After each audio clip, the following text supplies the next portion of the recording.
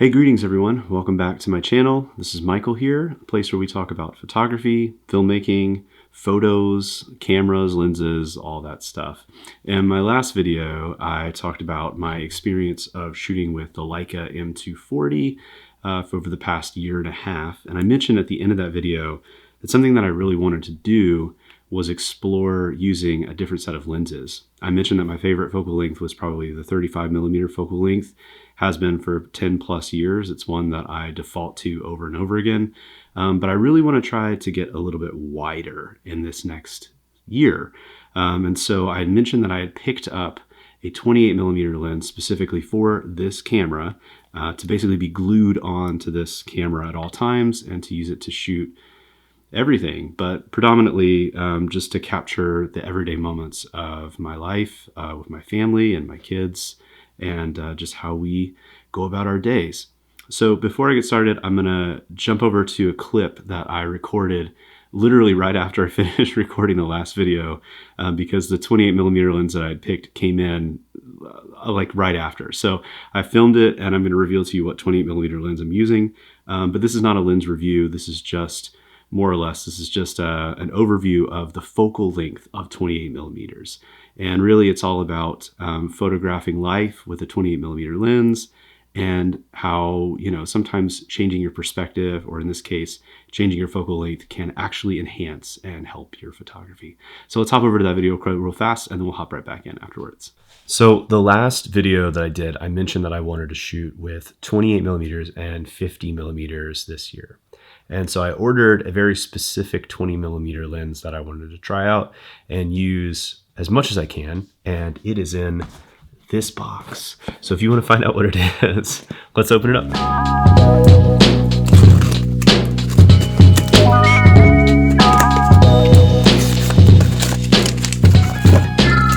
The lens of choice is the Voigtlander Color Scopar 28mm 2.8 spherical type 2 lens. So I picked up the Voigtlander Color Scopar 28mm 2.8 spherical 2 lens, and the reason why I picked it up is because it's so compact. I mean, look at how small that is, and I have really grown very fond of the Voigtlander lenses. They're very well damped. And I feel like I just kind of know the system and the spacing between the apertures really well. And I really enjoy Voigtlander lenses. I might do a review of this in the future, but for now, this is just the one that I decided to pick up. I was pretty convinced that the Leica 28mm 2.8 Elmerit would probably be my ideal lens. But that's a big jump in price difference. So I figured I'd try this first. But honestly, I've been really pleased with this so far, so I can't really complain too much. But here, I want to talk about why I chose 28mm altogether, give you some sample images that I took from this past week, and then talk about kind of where this interest in 28mm in particular came from. So as a dad, I'm always taking pictures of my kids. I'm always kind of like in the moment with them, capturing them as they go. And I like to be from the perspective of like eye level or a little lower, and just kind of always observing what they're doing. And I've been shooting predominantly with a 35mm, and I find that to be a really comfortable lens to capture everyday moments with. But especially with kids, and since I have 4 of them, sometimes I would notice that as I'm kind of in the scene, right, like right there, I would notice that things would walk in or out a little more than I wanted to, or maybe I wanted to capture a little bit more of the context of what we were doing. And I started to find 35 to be just marginally restrictive, in the sense that it's a little more closed in than what I was hoping for. And I wanted just a little bit more width, because I'm already close. Like I'm already like pretty close, you know? And being that close is not necessarily the problem, but sometimes I miss the things on the outside of the image that really give it some context. So I picked up a different 28mm lens, the Thypic 2814, and that's a brilliant lens. It's just kind of big on this system. And so I found myself not really using it, but really liking the images and the focal length that I was shooting with. And so I just thought, well, maybe if I get something a little smaller, a little less intimidating, and something that I'm very comfortable with, maybe I'd actually use it more. And so for this past week, that's what I've been doing. I put the 28 on there, and that's the only lens I've shot with on this camera. And it's just been a real joy because I can be really close to my children like I like to be, or I can be close to my dog, or I can be close in the scene wherever I'm at and still capture the context without it feeling super distorted. Like once you start to get past 28 and you start to get to like 24 and 20, you start to notice that lines start to get a little more curved and more distorted. But for some reason, 28, it has a little bit of that, but not too bad. And honestly, this particular lens does vignette quite a bit, but in most cases, I actually found that the vignette sort of supported your eye being drawn into the scene, and I actually kind of liked it. It's a nice rendering. So let me show you some sample images from this week, and then I'll talk about why 28 millimeters stood out altogether. So let's cut to that, and we'll just look at those images from this past week. Me just hanging out with my kids, going on walks, checking out a different part of town. This is just everyday life kind of stuff. And yeah, take a look at these photos.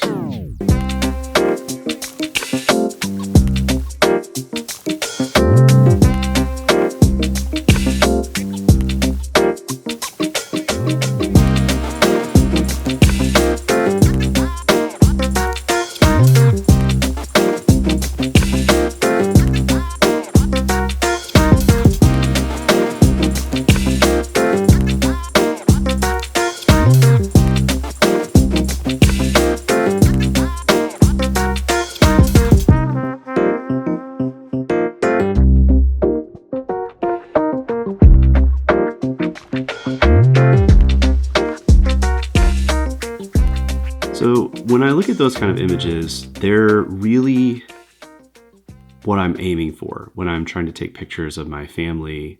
I want to be close. I want to be in the space. I want to feel like I'm in the scene. And I want the picture to feel that same kind of reality. I want you to look at it and feel like you're a part of it. And 28 millimeters has been on my radar for a while, partially because it's, a street photographer favorite, but a lot of my favorite photographers have used 28, 35, some 50, some even 24. But I noticed that the photographers that I tended to really love how they would frame a scene or how they would shoot something personal, they were always very close and they were using wide angle lenses, and specifically, 28 or 24 millimeter lenses. One of my heroes is Mary Ellen Mark. Mary Ellen Mark she was a photojournalist, a documentary photographer.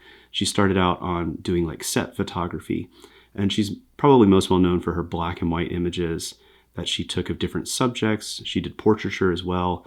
But I was always captivated by how she would basically be in a scene. For anyone who knows anything about Mary Ellen Mark, you're probably most familiar with her Streetwise series, which was a series of images she did of kids who basically were homeless on the street in Seattle. And there's one particular person that became kind of almost like a muse for her over time, specifically who she went by the name of Tiny.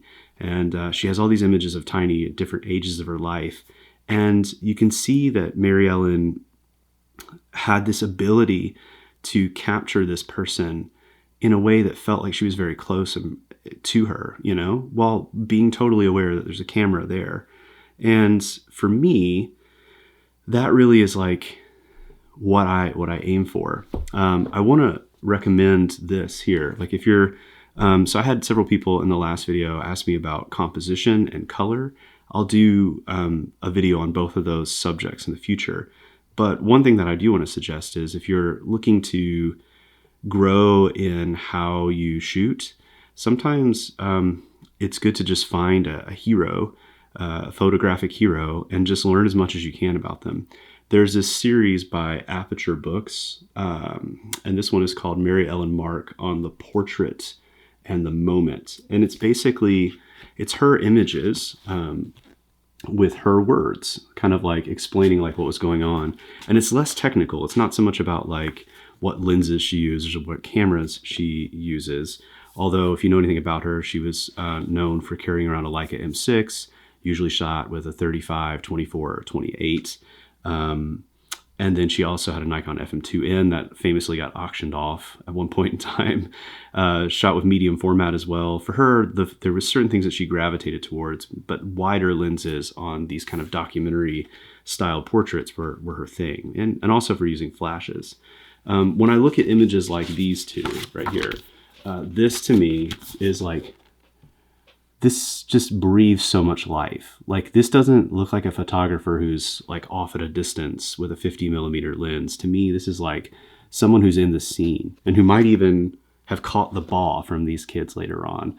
Or this one here, I feel like she was just right there with her, you know, she's just right around the corner. There's one image, and I'll have to find it, it's not in this book, or like these here, like it just looks like she's, you know, she doesn't seem like a spectator. She seems like she's someone who's embedded in the lives of the people she photographs. And they're all very wide. Like this is probably either a 28 or a 24. Same with this, like very close and very wide.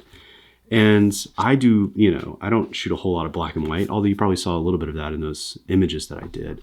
For me, it's less about it being black and white or being in color. It's more about the emotion and the closeness that you're drawn into. There's one image that she has from the Streetwise series where she is with one of the subjects at like a state park or a fair or something, a playground, like an amusement park. And it quite literally looks like something I would take of my kids at like Disney World or something. But you can tell that it's a subject that's a little, there's more darkness, there's more emotion in it. And that's the kind of closeness that I aim for, not just with my own personal endeavors, but with everything that I capture. I want to kind of know more about the person, and I want to kind of be more embedded in their experience.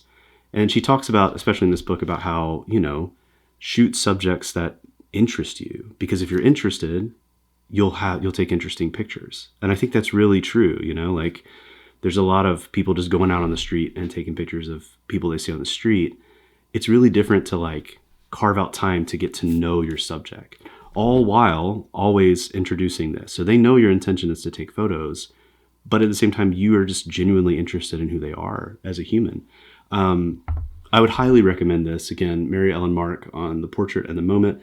There's a whole series of these books. There's one with like Todd Hito and Dawood Bey, and they're really great. It's just really cool to look into, not only see their art, but also to read their thoughts about the art that they've created. But I want to focus on this. It was a little quote that I saw from a blog, and I'll put a link down below. It's one of the few places that she really talks about gear that you can find online. It's a couple questions and answers from Leica. I think maybe it was on the Leica blog. I'm not sure. But here it is. It says, it's a question to Mary Ellen. It says, when you're shooting with one of your Leica M6 cameras, which lenses do you use?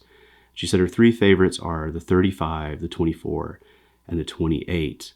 The interviewer said, obviously one of them is wide and the other is on the verge of semi-wide, but they both can be called wide-angle lenses. What is about those focal lengths that you find so conducive to your particular kind of photography? She said, it's just that you're closer to your subjects, and I like that the space and depth. I don't use long lenses in my personal work. If you're working in the studio, in medium or large format, that's a different story. I wouldn't put a wide lens on there, but on the street or on location, I tend to use a wider lens. The interviewer asked, what is there about being closer to your subject? And she said, you can use depth and space more effectively. That's how I frame, with the background more in focus. It's a big part of the frame and image. Too much out of focus can be distracting. Most street photographers use lenses in the 24 to 35 millimeter range. Some brilliant photographers like Henri Cartier-Bresson might use a 50 millimeter, but it's very hard. Then she goes on in this part, the interviewer asked, based on conversations with dozens of photojournalists and street photographers, I'd say 35 millimeters is the ideal focal length for street photography. Now, you made an interesting statement just now when you said that the background is in focus and is therefore less distracting. The current tendency or trend is to shoot at wide apertures and get a soft, blurry background. Sounds like my own journey, and it also sounds like in the past. And her answer is, Well, it all depends on how you frame it. Often with a longer lens, the background can become visually closer to your subject, and therefore it becomes more distracting. So in Mary Ellen Mark's understanding of framing and composition, it's actually less distracting to have more of the background in focus and to shoot on a wider lens so that you see more of it. Because when you shoot with beyond a 35 and you shoot at a 50 or an 85, it compresses those images and it brings it closer. And so it actually is bringing this blurred out background closer to the subject and making it more distracting. I found that really fascinating, but it is true. It's like there's some real truth in that. When you can see the whole scene, it's more resonant of our human experience and our human eye. Which brings me to this other photo that I found. This is from Mary Ellen Mark as well too. Obviously the subject is the girl in the frame, but I love how you can see all the people in the background, and then also how this man is also captured in the frame. But notice how his hand is used almost as a line to like draw you into the subject. That's the kind of immersiveness that I think 28 millimeters or 24 millimeters of those wider frame lengths can really bring. And that's what I want to bring into my photography. And that's why I chose to pick up a 28 millimeter lens for this year and to leave it caked on to this camera, so that I can try to evoke a little bit more of that imagery. And I hope I did so in this past week, but I'm certainly trying more and more and more and more. So I want to look at a couple of my favorite images again. I think I have 5 here. I'm just going to show you them real quick again and talk about why I love them. So this first one is of 3 of my kids. They're at a table and they're working on something together. The one in the middle, sort of center frame, is the subject.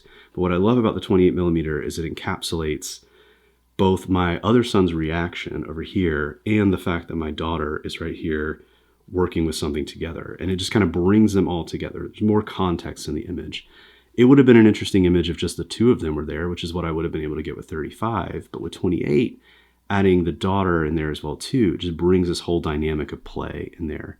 The next one is of my wife. She picked up a bass guitar this past week and started learning it, and that was my Valentine's gift to her, the acoustic bass. And this one really brings the space to 28, which I wouldn't have been able to do with a 35. Again, it would have been cropped in a little more.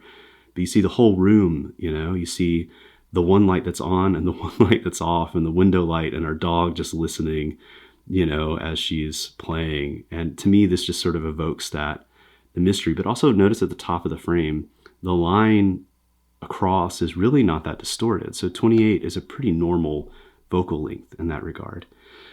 This one, my kids and I went out for the day and we got ice cream, and there was a place that had cows. So they all were sitting on the cows, and I just love the dynamic of like the 2 being goofy in the back and then the 1 being kind of serious. It just feels like this, again, this moment where there's this dynamic. Here's another image with some space. We watched the latest Spider-Man Into the Spider-Verse, which is really cool. You should totally check that out. But my kids were excited about it. So my oldest son put on his spider mask and his spider hoodie, and we went out into the road just to take this photo of him. And again, this is a center frame kind of wide shot, but notice how with the 28 millimeter, the lines of the road are kind of like framing him, and the same with the trees. Everything's kind of being framed. And I just love how like if you can get the angle right, like straight on or maybe a little lower, it kind of lines start to point towards your subject a little bit. And then the last one here is of my daughter. We were out on a walk. It had rained quite a bit, and I just saw that her shadow was reflecting in the puddle. And again, it's a center frame crop, but there's lines, it's like you see the puddle over here and the water back there, and everything just kind of points to this middle frame of the image. And I just love the haunting ghostliness of this, but also just how, again, it's so much easier to capture it with something like this than it would be with a 35. I'd have to take a couple steps back, or if I had a 50, I'd have to take several steps back, and I wouldn't have been able to catch all the context because all the stuff is in focus. And this to me is just what, is really the brilliance of the 28 millimeter lens. So here's some thoughts, okay? And I'll end it here with this because I think I've talked enough. There was an article on the Casual Photophile a couple years ago about whether or not 50 should still be the standard focal length. And the argument really was that, most of us, the most popular phone or most popular camera today is actually our phone. And the normal lens on the phone is somewhere between 26 and 28. And so maybe the new standard should actually be 28 millimeters because it's kind of more of an approximation of what we are so accustomed to. I'll put a link to that down below if you want to read it. I think it asks a good question. Maybe we need less 50 millimeter lenses, and maybe we need more 28 millimeter lenses, which brings me to why I think maybe the biggest problem at the moment, which is where are all the autofocus 28 millimeter lenses? Sony has one, but it hasn't been updated in 10 years. The L mount only has the Apo Summicron, which is crazy expensive. The Z mount has one tiny one. Canon has a pancake, and Sigma used to have a really brilliant one, the 28-1.4, but they haven't updated that in forever. You see new 35s come out all the time, and new 50s and new 85s come out, and even 40 millimeters is having a comeback. So where are all the new 28 millimeter lenses? I think if it's going to be something that isn't just used by photojournalists and Leica photographers, then it needs to get more traction in these other systems. There needs to be more AF lenses that utilize the 28. That's my rambling at the moment. Again, it's been a brilliant week. Life in 28. I'll update this as I go along. I might do a review of this in the future, but for now, I've enjoyed this week of photography, and I look forward to the next video and what's coming next. Okay, so real quick though, the last video that I posted, I was overwhelmed and excited by how many people actually left comments, commented on the work, had questions, had thoughts, things that they wanted to know more about. Several of you had questions about how I get the color that I get out of this camera. Several of you had questions about composition. And so I plan to make videos about those two subjects. But if you would like to see one of those two things sooner, leave a comment below letting me know which one you'd like to see first. Would you like to know more about composition? Would you like to know more about color? Or would you like to know something else? I'm an open book. So thanks for watching this video. I hope that you've enjoyed it. I know it's been a bit of a rant about a lens of choice and why I'm enjoying shooting with 28 millimeters. I would highly suggest anyone who's interested or keen or just wants to kind of pick up something different to also jump in on a challenge like this. Pick up a new focal length, give something else a try, and maybe you'll be surprised by what comes from it. If you enjoyed this video, like and subscribe, leave me a comment, let me know which video you want to see first, and I'll see you next week. Have a great one.